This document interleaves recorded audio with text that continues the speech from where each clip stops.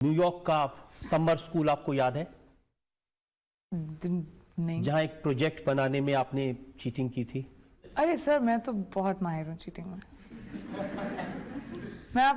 देखिए, मेरा काम है, मेरा पेशा है एक्टिंग। तो इन अ वे झूठी बोल रही हूँ ना मैं।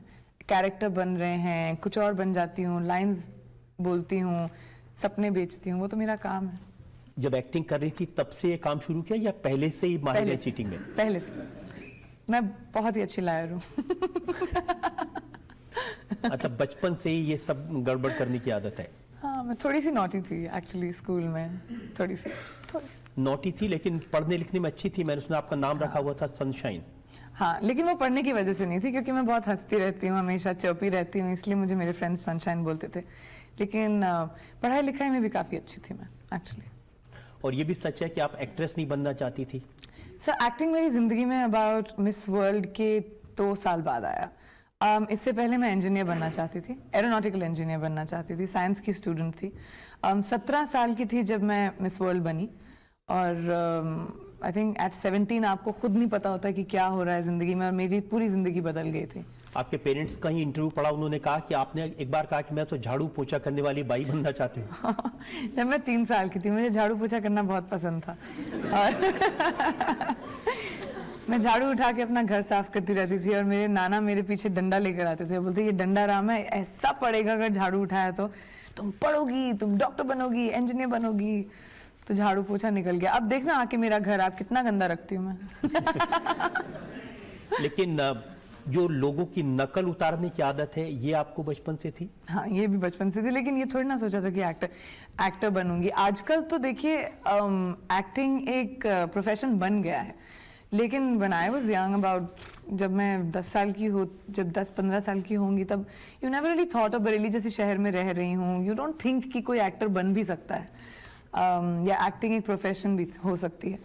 तो नकल तो मैं हमेशा उसका उदाहरण देखा हमने बैक स्टेज शो में, आपने शाहरुख खान की नकल उतारी।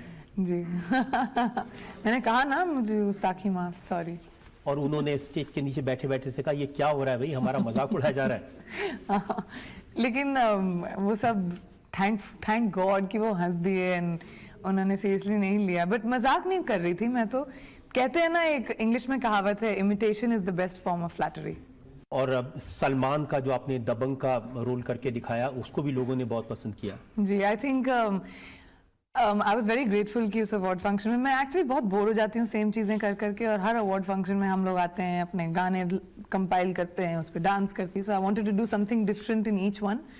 तो आई एम ग्लैड कि मैंने जितनी भी अलग अलग परफॉर्मेंसेस की, लोगों को पसंद आई। I was happy. और सलमान ने इसका बुरा तो नहीं माना? I hope not. I don't think so. जैसे मैंने कहा, imitation is the best form of flattery. काफी सालों से बोलचाल बंद है आपसे? मैंने तो उनसे पूछा भी नहीं, उन्होंने बताया भी नहीं, तो आई डोंट। पुरानी अनबन हुई थी वो खत्म हो गई है? मुझे तो पता भी नहीं अनबन थी, आप ही बता रहे हैं मुझे। ये मैंने अखबारों में ऐसे रिपोर्ट पढ़ी, उन्होंने। अखबारों को बिलीव करने लगे सर आप तो मेरी लाइफ ही बदल जाएगी। और अखबार में ये भी लिखा कि कटरीना ने आपके साथ काम करने से इनकार कर दिया है। वो तो आपको कटरीना से पूछना चाहिए ना। अभी ये सवाल का जवाब मैं कैसे दूं? फिर आप बोलेंगे मैं मुजरिम। मुझसे पूछे ना, क्या मैंने मना किया? हाँ, लेकिन ये तो सही है कि उन्होंने मना किया आपके साथ एक फिल्म में काम करने से। उन्होंने फिल्म को मना किया है, अब मेरी वजह से या नहीं है वो तो आपको उनसे पूछना पड़ेगा। आपको क्या लगता है? मुझे नहीं लगता कि कोई भी एक्ट्रेस मेरी वजह से फिल्म को, एंड कटरीना बहुत ही ज़्यादा बड़ी स्टार है, आई डोंट थिंक वो ऐसा करेंगी। ये आप डिप्लोमेटिक तरीके से जवाब देंगे? अगर आप कहना चाहें, मुझे रियली नहीं लगता। अब इतनी बड़ी स्टार होकर वो ऐसा क्यों करेंगी? I don't think so.